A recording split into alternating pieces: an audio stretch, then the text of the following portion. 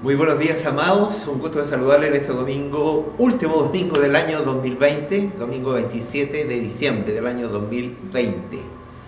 Y ya se nos va el año y van pasando los días y van pasando los días, ¿no?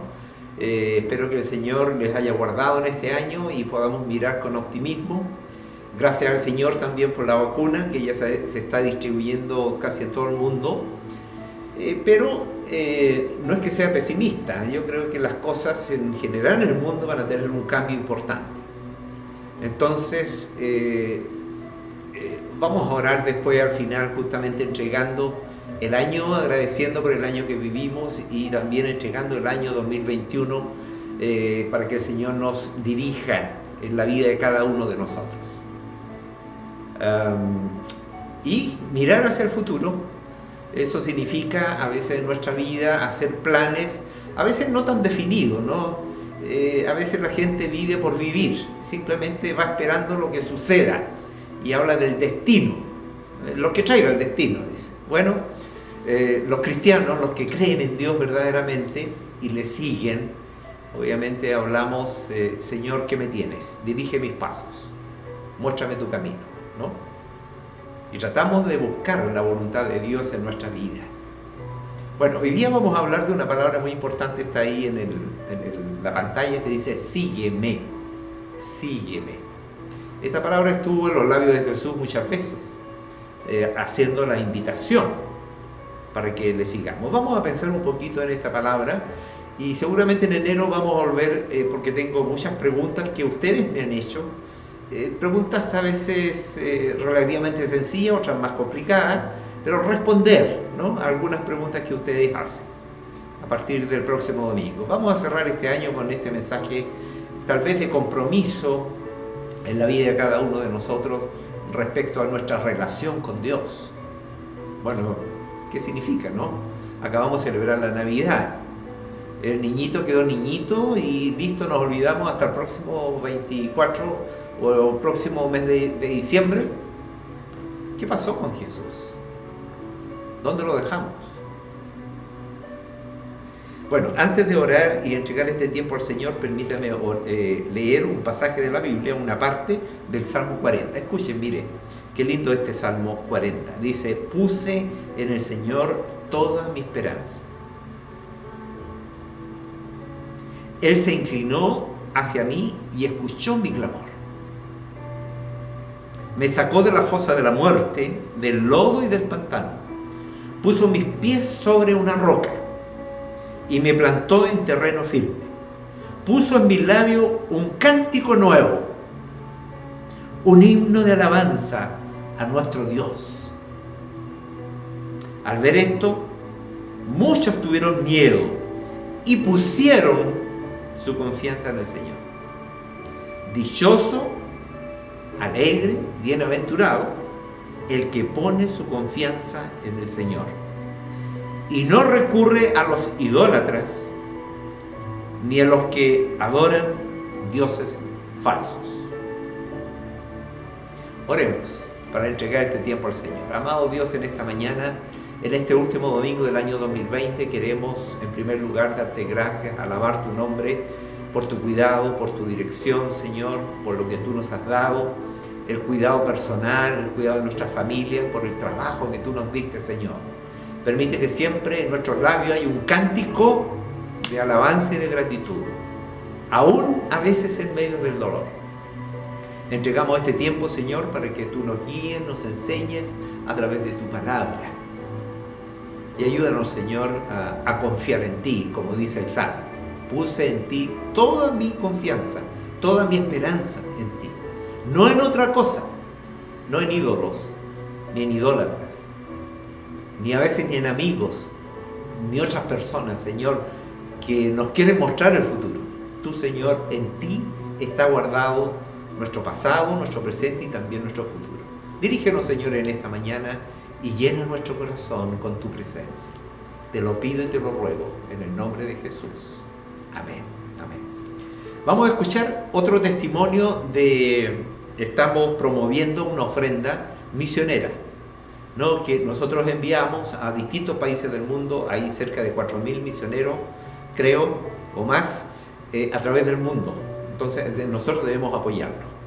Esta es la mejor inversión que podemos hacer con los recursos que Dios nos da, ¿no? Así es que vamos a ver un testimonio más de los que hemos visto cada domingo antes de ir a la palabra de Dios. Disfrutemos entonces y que el Señor nos bendiga en este tiempo.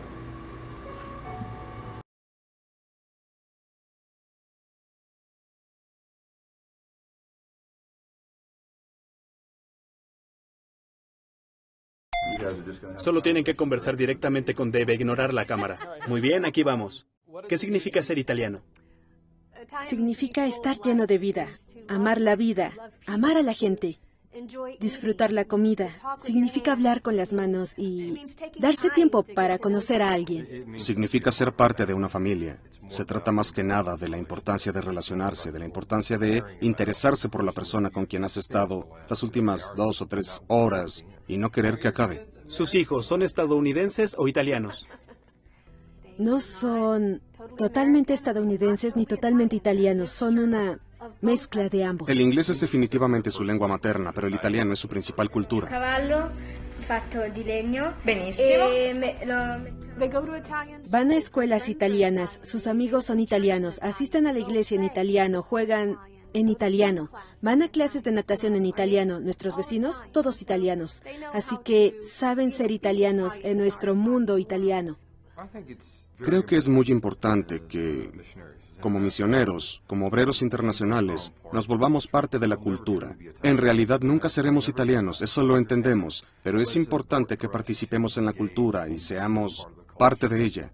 Estamos allí para amar a la gente de Italia, y no podemos amarla si no conocemos a la gente de Italia. ¿Por qué están en Italia? Estamos en Italia porque amamos a la gente. No es solo un llamado a estar ahí, es que realmente nos apasiona estar ahí, verlos acercarse a Cristo, entablar relaciones, ser testigos encarnados en un lugar que realmente necesita conocer a Cristo de una forma viva. Uno de los principales sellos del ministerio es utilizar diferentes medios para multiplicarnos, ya sean convenciones estatales, iglesias o estudiantes universitarios. Cada verano hospedamos entre 10 y 15, a veces hasta 20 universitarios y los colocamos en las ciudades alrededor. Estos universitarios, al pasar 6 u 8 semanas ahí, trabajando con estas iglesias locales y ayudándoles a multiplicar su capacidad de multiplicar el Evangelio, eso está llevando el Evangelio mucho más lejos, con mucha mayor rapidez e impacto que nunca. ¿Qué los mantiene aquí? ¿Qué me mantiene aquí? Gente como Federico, a quien ayudamos a iniciar una iglesia hace unos años y ahora está trabajando en una segunda iglesia en un lugar llamado Spoleto. O Hilaria, quien está buscando a Jesús y quiere saber más de él. O Marco. Entramos a una pizzería y oramos por los alimentos. Él y los meseros me preguntaron, ¿es usted creyente? Dije sí. Y él dijo, yo también. Los animé a integrarse a la iglesia. Es por Paula, una amiga creyente quien recientemente perdió a su esposo. Está luchando y necesita a quien la acompañe. Por Fabio, el dueño de la heladería a la que nos gusta ir. Sí, un gran amigo. Que siempre se pone tan contento al vernos entrar. Es por Patricia, quien en verdad quiere buscar al Señor, pero sigue enraizada en sus falacias y tradiciones. Y es por Marisa, quien se está sometiendo a un tratamiento para el cáncer, pero sabe que oramos por ella todos los días. Es por la gente. Es porque nos interesa tanto la gente que queremos que conozca a Jesús.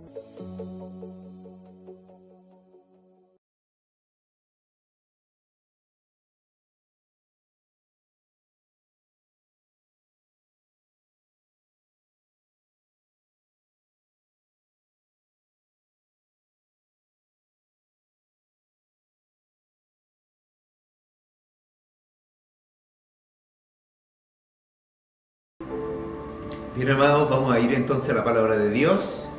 Siempre digo que va a ser cortito, pero me alargo a veces. Discúlpenme, me entusiasmo. Son cosas tan lindas por las cuales obviamente uno quiere compartir, ¿no? Con todo mi amor para cada uno de ustedes. Y si pueden compartirlo con otros, amén también, ¿no? Amigos a veces que tenemos y Eso nos ayuda a compartir del Evangelio también. Entonces, ahí en la pantalla, ustedes alcanzan a ver, dice la palabra sígueme. Bueno, esta es una palabra que el Señor Jesús usó muchas veces, y en verdad no era una orden, era siempre una invitación. Esta palabra sígueme de alguna manera sigue vigente hasta el día de hoy, ¿no? Es el llamado de Dios. Pero Jesús lo usó en varias oportunidades, y vamos a ir directamente a ver algunos pasajes en la Biblia que van a estar también indicados ahí. Dice la pantalla, sígueme. Seguir a Jesús es una decisión. Así como también el amar a veces también es una decisión. A veces pensamos que es solamente sentimiento, no, ahí está nuestra inteligencia, pero también están nuestras emociones. Uno decide amar a alguien. Como le decía yo a un amigo una vez que tenía un problema en su matrimonio, que no sabía si verdaderamente la amaba o no. Bueno, yo le decía, ¿tú quieres seguir con ella, estar con ella? Sí, me dijo. Bueno, aprende a amarla, ¿no? Bueno, con Dios también pasa eso. Amar y seguir a Jesús también es una decisión. Déjenme aquí poner eso es, ahí estoy. El primer texto, vamos a ver 4 o 5 textos en la Biblia que nos hablan de esta invitación, ¿no? Yo no sé cuál es tu situación actualmente respecto a tu relación con Dios, pero aquí en Mateo 10, por ejemplo, no voy a leer toda la historia, van a estar indicados en una lámina, ustedes pueden ver el contexto de cada lectura que vamos a hacer en esta mañana. En Marcos capítulo 10, del versículo 17 al 22 solamente vamos a leer. Y este es un encuentro que Jesús tuvo con un joven, y ese joven era rico, ¿no? Ahora, la iniciativa en este caso nació del joven. El joven era moralmente intachable. Pero mire cómo se acerca a Jesús. Le dice, cuando Jesús estaba ya para irse, un hombre, dice, llegó corriendo y se postró delante de él. Va a decir, lo reconoció o sabía de Jesús. Por eso se postró. Maestro bueno, le preguntó, ¿qué debo hacer para heredar la vida eterna? Esto es una buena pregunta, ¿no? Que en verdad cada uno de nosotros deberíamos hacer. ¿Dónde buscar si hay vida eterna? ¿Quién me la puede dar? Y este joven, obviamente inquieto, se acercó a Jesús. ¿Por qué me llamas bueno?, le respondió Jesús. Nadie es bueno sino solo Dios. Ya saben los mandamientos: no mates, no cometas adulterio, no robes, no presentes falso testimonio, no defraude, honra a tu padre y a tu madre. Maestro, dijo el hombre, todo eso lo he cumplido desde que era joven. Jesús lo miró con amor y añadió, me encanta esa frase, lo miró con amor. El joven rico debe haber percibido la mirada de amor de Jesús. Ahí hay una enseñanza para los que somos cristianos también. ¿Cómo miramos a la gente? Bueno, una sola cosa te falta, le dijo Jesús. Vende todo lo que tienes y dáselo a los pobres, y tendrás tesoro en el cielo. Luego ven, y le dice, y sígueme. Al oír esto, el hombre se desanimó y se fue triste porque tenía muchas riquezas. Vale decir, el sígueme de seguir a Jesús no es simplemente de buena voluntad que yo lo sigo. Si yo puedo seguir a alguna persona, de hecho en las redes sociales, ¿no?, hay una verdadera competencia de gente. ¿Cuántos seguidores tienes tú? ¿Cuántas personas te siguen? Y están preocupados, este tiene más, este tiene menos, ¿no? Pero no conocemos a nadie. En el caso de Jesús, cuando le dice sígueme, sé mi seguidor, no a través de internet, sino en una relación personal, Jesús naturalmente está exigiendo aquí una condición para seguir a Jesús. No es simplemente un acto de buena voluntad o porque es lindo, sería bueno seguir a Jesús. No, aquí verdaderamente cuando Jesús está diciendo sígueme, está de alguna manera confrontando la realidad del joven rico y de cómo este sígueme puede ser una relación hermosa, profunda. creciente. Entonces, mire, uno puede tener una congregación, ¿no? Y hay algunos que son más lejanos que otros, uno está más lejos de Dios que otros. No, cuando el Señor dice sígueme, verdaderamente está agregando una palabra de compromiso. Bueno, si tú quieres seguirme, tú tienes que, estar dispuesto a hacer cambios en tu vida, ajustes en tu vida. Y aquí el joven rico, obviamente, ¿cuál fue la respuesta? Que se fue triste, dice, porque tenía muchas riquezas. Y no es que Dios deseche a los ricos y que seamos ricos. Hay un peligro, sí, en la riqueza, en la avaricia, ¿no? De tener más, y eso es lo que ocupa toda nuestra preocupación, nuestra mente, ¿cierto? Nuestros desvelos de día y de noche por tener más. Bueno, eso pasaba con el joven rico, dice, porque tenía muchas riquezas. Pero la condición, antes de ven y sígueme, como le dice Jesús, le dijo, mira, tú tienes que tener un cambio en tu vida. Y cuando hablo de ese cambio, está diciendo un cambio de actitud. Y no solo de actitud, sino un cambio concreto. Cuando uno conoce a Jesús, uno viene tal como está. Pero cuando conoce a Jesús y piensa que Él es el que me puede dar la vida eterna, como le preguntaba el joven rico, entonces uno naturalmente está dispuesto a que Dios obre en la vida de uno y empieza a hacer cambios en la manera de pensar, en la manera de amar, en la manera de ver el mundo, en la manera de relacionarme con Dios, etcétera, etcétera, etcétera. Se fue entonces, ven y sígueme. En este caso, obviamente, la respuesta, no te voy a seguir. Vale decir, no estuvo dispuesto, el sígueme también significa pagar un costo. Seguir a Jesús tiene un costo, no es fácil. Número 2, el otro pasaje, Jesús llama a Felipe. Y ahí tenemos en el Evangelio de Juan capítulo 1, 43. Cuando Jesús obviamente empezó su ministerio, este Jesús que celebramos recién el día 24, el nacimiento de Jesús, ustedes saben, Él creció, obviamente, y Él tenía una misión, un mandamiento, era un hombre, pero también era Dios encarnado. Y esa tarea Él no la iba a hacer solo, la iba a hacer con gente como nosotros. Entonces, el sígueme, obviamente, Jesús le interesaba que varios o muchos, es el deseo de Dios, lo sigan. Y dice aquí el número 2 que tenemos, Jesús llama a Felipe, Juan 1:43. ¿Qué dice Juan 1:43? Al día siguiente Jesús decidió salir hacia Galilea. Se encontró con Felipe y lo llamó. Sígueme. Ahora, en verdad, el texto no nos muestra más detalle. Pero claro, sabiendo que Jesús, ¿cierto?, es omnisciente, vale decir, Él sabe lo que nosotros estamos pensando, y eso lo demostró muchas veces porque Él es Dios. Él conoce nuestro corazón, Él conoce nuestra mente, nuestros sentimientos. Entonces, seguramente Jesús lo vio y él vio el corazón de Felipe. Y bastó simplemente la palabra sígueme, y Felipe lo siguió. Ahora, hubo detalle, la mayoría de los discípulos de Jesús fueron pescadores.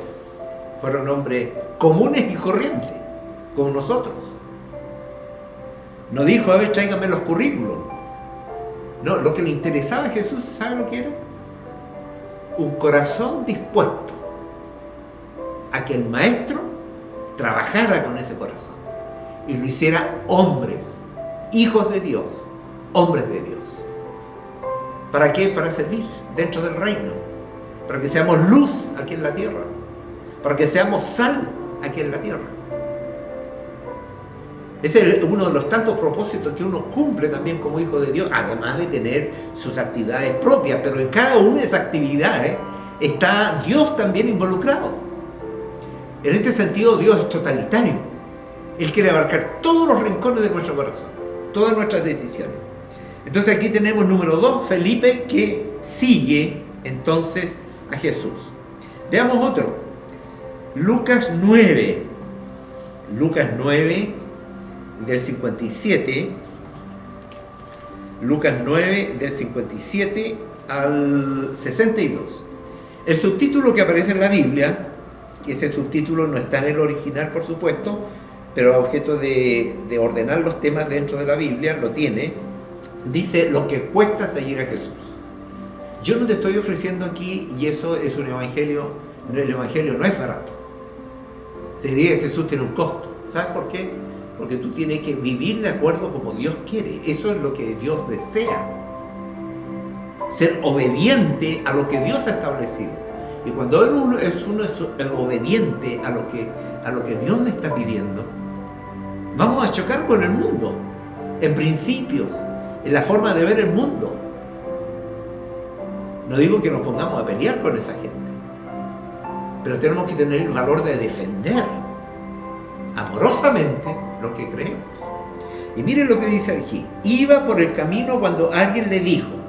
Aquí hay gente interesada. Estoy seguro que si yo le pregunto a cada uno de ustedes, el 100% tal vez cree en Dios, y muchos a su manera, pero no le estamos siguiendo como Dios quiere que le sigamos. Y tal vez este es un desafío para el año 2021, entender el mensaje de Jesús. ¿Qué es lo que me está pidiendo? Leyendo los evangelios, por ejemplo, Mateo, Marcos, Lucas y Juan, ahí encontramos un montón de enseñanzas. Yo sugiero la lectura de Mateo capítulo 5, 6 y 7, que es el sermón de la montaña. De alguna manera, en ese mensaje de Jesús muestra lo que debe ser el carácter del cristiano, del carácter de un hijo de Dios. Vuelvo al texto. Iban por el camino cuando alguien le dijo, estoy leyendo aquí en Lucas capítulo 9, del versículo 57 al 62. Te seguiré, le dice, a donde quiera que vayas. Y Jesús, como sabía lo que está pidiendo, que es muy bonito: Señor, yo te quiero seguir. Jesús debió haber estado contento, pero Jesús, como sabía la intención del corazón de esa persona, mire lo que le responde: las zorras tienen madriguera y las aves tienen nido. Le respondió Jesús: pero el Hijo del Hombre no tiene dónde recostar su cabeza. No vamos a entrar en la explicación profunda de esto, ¿no? Pero de alguna manera Jesús tal vez está diciendo: la motivación que tú tienes en tu corazón para seguirme no es la correcta. Porque uno puede seguir a Jesús por interés.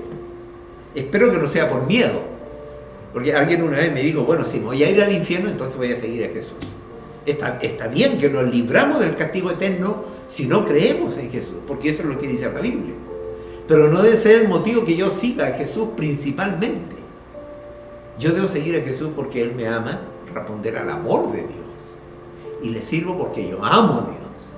Es totalmente distinto. Si no es vivir, imagínense, vivir con miedo. Dios no es. De hecho, Jesús muchas veces repitió: no temáis. No temáis. Bueno, hay otro más, dice. A otro le dijo: sígueme. Seguramente lo miró y le dijo. Señor, le contestó: primero déjame enterrar a mi padre. Y Jesús le responde: deja que los muertos entierren a sus propios muertos, pero tú ve y proclama el reino de Dios. Le replicó Jesús. Entonces, esto es cuando Jesús está haciendo la invitación al sígueme. Son las excusas que nosotros normalmente ponemos para no andar más cerca y seguir los pasos del Señor. Aquí está el pie del Señor. A veces nosotros no lo ponemos en el mismo lugar, lo ponemos al ladito. Y seguimos a Jesús de lejos. ¿A qué distancia tú estás siguiendo a Jesús? Ahora eres un simple espectador, ¿no? Un simple espectador de lejos. No quiero un compromiso con Dios. Claro, seguir a Jesús, otra vez lo repito, tiene su costo. Otro afirmó, dice el pasaje que estamos leyendo ahí en Lucas capítulo 9: te seguiré. Mire lo que dice: Señor, pero primero déjame despedirme de mi familia. Jesús le respondió: nadie que mire atrás después de poner la mano en el arado es apto para el reino de Dios. Ahora, aquí cuidado con malentender este pasaje. Uno podría decir: bueno, está despreciando a la familia. Aquí en verdad lo que le está haciendo ver a esta persona que le dijo: te seguiré, con todo entusiasmo, porque es lindo. Bueno, Jesús hacía milagros, era el Salvador. Señor, yo te voy a seguir, pero... Y ahí guardamos los peros a veces, ¿no? Entonces, lo que está diciendo Jesús en el fondo está diciendo: ¿sabe? La prioridad en tu vida y en tu corazón debe ser Dios. Y como dice en el sermón de la montaña el Señor: busca primero el reino de Dios, que aquí podríamos decir, sigue primero a Jesús y todos los demás vendrán por añadidura. Para decir, poner a Dios en primer lugar. Cuando tú pones a Dios en primer lugar, bueno, todas las actividades por las cuales algunos pusieron objeciones aquí, toman un cariz distinto. Una forma distinta de mirar. Y a veces, obviamente, cuidado, a veces damos prioridades a cosas que no son importantes en vez de las cosas de Dios. Y en esto debemos ser realistas, cristianos y no. Bueno, dentro de los cristianos a veces sucede esto. A veces, por ejemplo, un día domingo, que normalmente sí podemos reunirnos acá, pero estamos diciendo, no, ¿sabe qué? Vamos mejor a pasear y a ver la montaña. Es muy lindo ver la montaña, pero ¿dónde se agrada a Dios? ¿Dónde se agradaría a Dios? Cuidado esto de las prioridades, el Señor nos dé sabiduría para poner siempre a Dios en primer lugar. Y Dios traerá bendición a tu vida. No lo olvides nunca. Eso no es porque yo lo diga, Jesús lo repitió muchas veces. Busca primero el reino de Dios, y ahí está hablando de la preocupación en el Evangelio de Mateo, creo que capítulo 6, ¿no? De diciendo, colócame a mí en primer lugar. ¿Qué ocupa el primer lugar en tu vida? ¿Qué ocupa el primer lugar en tu corazón? Yo una vez a un amigo le dije, bueno, yo le dije a Dios, entre mi esposa y Dios. Entonces yo le dije a Dios, y me quedó mirando así, diciendo, bueno, ¿y tu esposa? Sí, primero Dios, luego mi esposa. Porque cuando yo creo en Dios, yo miro a mi esposa de una manera distinta. La miro a través de los ojos de Dios, como una creación de Dios. Yo la voy a respetar, yo la voy a cuidar, yo la voy a amar. ¿No? Es distinto cuando sin Dios yo hago cosas. Pero cuando Dios viene en nuestra vida y seguimos a Dios a través de Jesús y el ejemplo de Jesús, todo cambia. Ya, dejémoslo ahí. Ya vamos en el número 3, vamos al número 4, en Mateo capítulo 9, del versículo 9 al 13. Esto ustedes lo pueden repasar después, ¿no? Un poquito más profunda. Oren y pídenle al Señor que les enseñe aquí también. Llamamiento de Mateo. Y dice del 9 al 13, al irse de allí, Jesús vio a un hombre llamado Mateo, sentado a la mesa de la recaudación de impuestos. Sígueme, le dijo. Mateo, punto. Mateo se levantó y lo siguió. Ahora, este recaudador de impuestos seguramente era un judío, era creyente de Dios, obviamente, ¿cierto? Guardaba los ritos religiosos, pero faltaba algo en su vida y Dios vio ese algo que le faltaba, un sentido real a su vida. Además, él era un judío que trabajaba para el gobierno romano cobrando impuestos. Por lo tanto, no era muy bien visto, yo diría que era incluso despreciable para los judíos. Porque cuando él cobraba impuestos, no voy a entrar en detalle en esto, pero cuando él cobraba impuestos, en vez de cobrar 1, cobraba 4. El 1 se lo daba para el Imperio Romano y él se guardaba los otros 3 en el bolsillo. Esto es como en Chile, por ejemplo, el Servicio de Impuestos Internos, ¿no? Aquí sería el IRS. Y así en cada país, que es la organización que recauda impuestos y tiene funcionarios. Bueno, Mateo sentado a la mesa de recaudación de impuestos. Sígueme, le dijo Jesús, y se levantó. Mientras Jesús estaba comiendo en casa de Mateo, qué interesante, me encanta esto, porque Jesús en verdad, Mateo lo dijo, bueno, oye, yo te voy a seguir, ¿por qué no vamos a mi casa? ¿Ah? Qué alegría compartir. Mateo debe estar eufórico, ¿no? Con este evento en su casa. Dice, muchos recaudadores de impuestos y pecadores llegaron y comieron con él y sus discípulos. O sea, Mateo decidió seguirlo en primer lugar. Comió con Jesús, compartió la mesa con Jesús. Ustedes sepan que para los judíos no invitaban a cualquier persona a la mesa. Por eso Apocalipsis 3:20 dice, si el Señor está tocando a la puerta de tu corazón, y tú abres la puerta, dice, el Señor entrará y cenará contigo, comerá en la mesa. Para los judíos eso era algo muy importante. Para nosotros también, ¿cierto? Y llegaron y comieron con él, con sus discípulos, vale decir, además lo que hizo él, invitó a otros para que conocieran a Jesús. Mire, la implicación ya de seguir a Jesús se va abriendo. Esto no solamente es para mí, seguir a Jesús. Yo quiero que otros también lo sigan. Y lo que dice aquí Mateo, muchos recaudadores de impuestos y pecadores llegaron y comieron con él y sus discípulos. Cuando los fariseos, que eran religiosos, que querían cumplir estrictamente las normas de la ley, a costa a veces de atender la necesidad de su prójimo, los fariseos vieron esto, les preguntaron a sus discípulos: ¿por qué come su maestro con recaudadores de impuestos y con pecadores?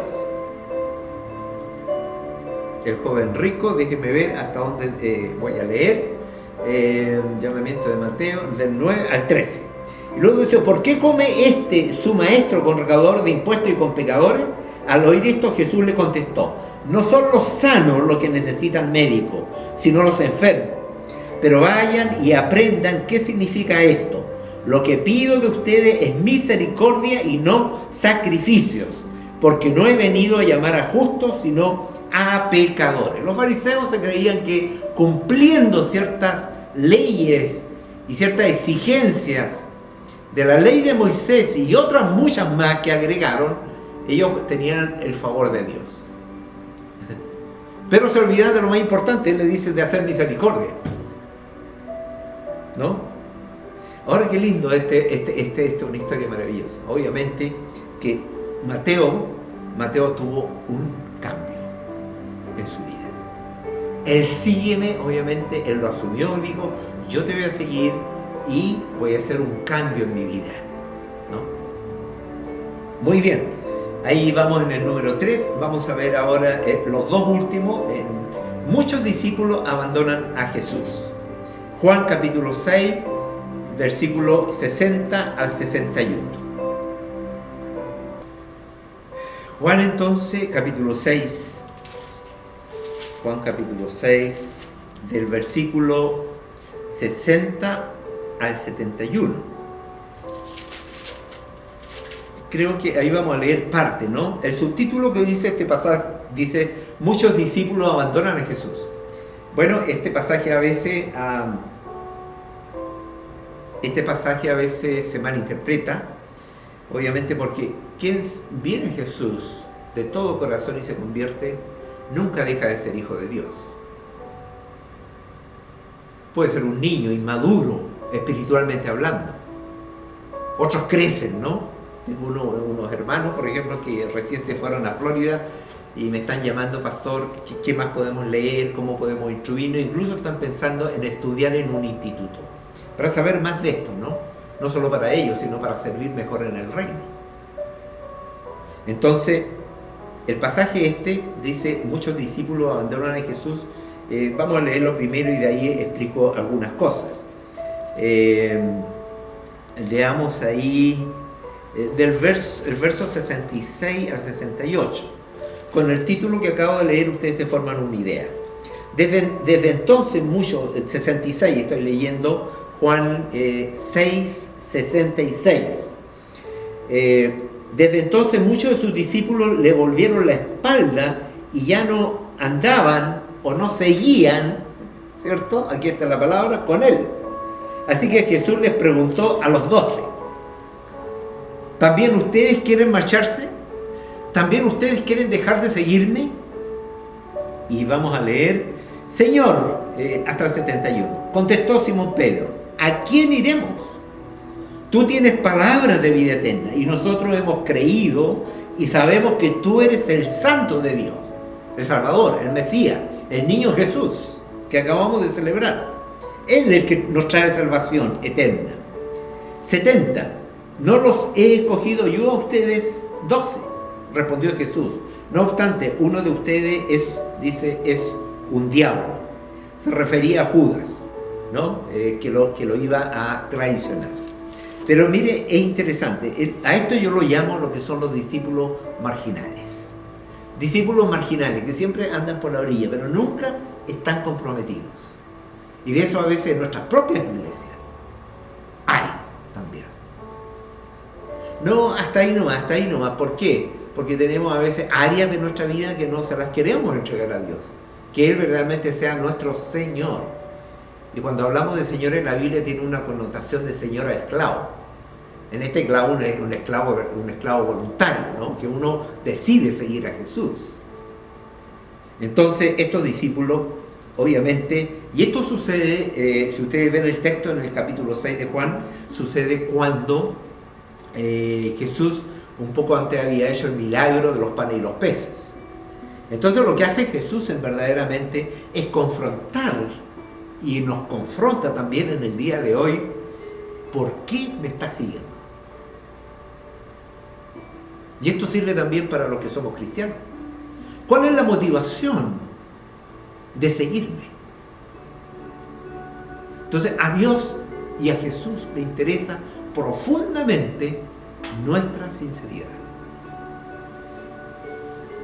Claro, alguien me podría decir, como alguien me dijo una vez, me dijo: pastor, yo no soy digno, porque mire todo lo que he hecho en mi vida. Bueno, así, ¿recuerdan a Mateo cuando invitó a todos los pecadores y recaudadores? Dios nos recibe de esa manera. Él no quiere que seamos buenos primero para luego seguirles. Él lo que quiere simplemente es un corazón sincero delante de Él, que está diciendo: Señor, yo necesito que tú guíes mi vida, que tú dirijas mi vida, que tú vivas conmigo. Gracias por la salvación que me has dado, la salvación eterna, porque ahora mi vida tiene sentido. Pero eso es algo que Dios hace después. Una vez que hemos venido a los pies del Señor, Él nos toma y comienza a trabajar en nuestra vida, con la presencia del Espíritu Santo en la vida, sellados por el Espíritu Santo, que es Dios mismo, pero que no lo vemos, que es su poder en nosotros para vencer el pecado, para hacer un cambio en nuestra vida y vivir como el Señor quiere, en obediencia y en la voluntad de Dios. ¿Me entienden? Eso dice la Biblia. Yo creo que podemos entenderlo. Tal vez lo más difícil es el dar el paso de seguir a Jesús. ¿Por qué? Porque hay mucha sombra y en nuestra mente cruzan tantas cosas. Quiero decirme familia, qué es lo que tengo que hacer, ya estoy viejo, ya no puedo cambiar, etcétera, etcétera. No, a mí me enseñaron otra cosa. Bueno, busca si verdaderamente la verdad que tú tienes te da sentido a la vida, como la da Jesús. En ese sentido, el mensaje de Jesús que celebramos recién en Navidad, amados hermanos y amigos, es único. Es único. No hay otro Salvador, hay un solo Dios. Entonces, estos discípulos, obviamente, y fíjense que Jesús a sus propios discípulos le pregunta: ¿también ustedes quieren marcharse? ¿También ustedes quieren dejar de seguirme? El Señor busca seguidores honestos y sinceros, que vengan a Él, ¿no? Que bajemos nuestras barreras de orgullo, que no nos fijemos en las cosas que a veces nos impiden acercarnos al Señor. Vamos a orar por eso también ahora, ¿no? Y lo último entonces que voy a mencionar es en Juan capítulo 21, versículo 19. Esto ustedes recuerdan, ¿no? Que Pedro negó 3 veces a Jesús. Y cuando Jesús luego resucita, va a la cruz y resucita, obviamente sus discípulos habían ido, no lo habían seguido por miedo, tenían miedo, pero una vez que ven al Cristo resucitado, sus discípulos toman el compromiso de seguirle. Pero hay un encuentro muy lindo de Jesús con Pedro, ¿no? Cuando Jesús restituye a Pedro y le dice, ahí en el capítulo 21, ustedes lo pueden leer, no lo voy a leer por tiempo, pero le pregunta 3 veces: ¿me amas, Pedro? ¿Me amas más que estos? Luego le pregunta: ¿me amas? Y luego el Señor le dice: ¿me quieres? Bueno, eso tiene su sentido. Algunos lo asemejan en paralelo a las 3 negaciones de Pedro, a estas 3 me amas, ¿no? que logran un equilibrio, y lo que hace Jesús es restablecer una relación. ¿Tenía Jesús una relación con Pedro? Claro que sí, pero Jesús entendía la debilidad de Pedro como entiende la debilidad nuestra también. Y Jesús permanentemente nos está diciendo: Emilio, o tu nombre, ¿me amas? ¿Sabes por qué? Porque la base de nuestra relación es el amor. Yo hago o no hago algo, no porque me voy a tener un premio o voy a tener un castigo. Yo hago algo como un hijo de Dios porque amo a Dios. Nuestra relación no está basada en cumplir ciertos ritos, está basada en el amor, como cualquier relación entre nosotros, más aún con Dios.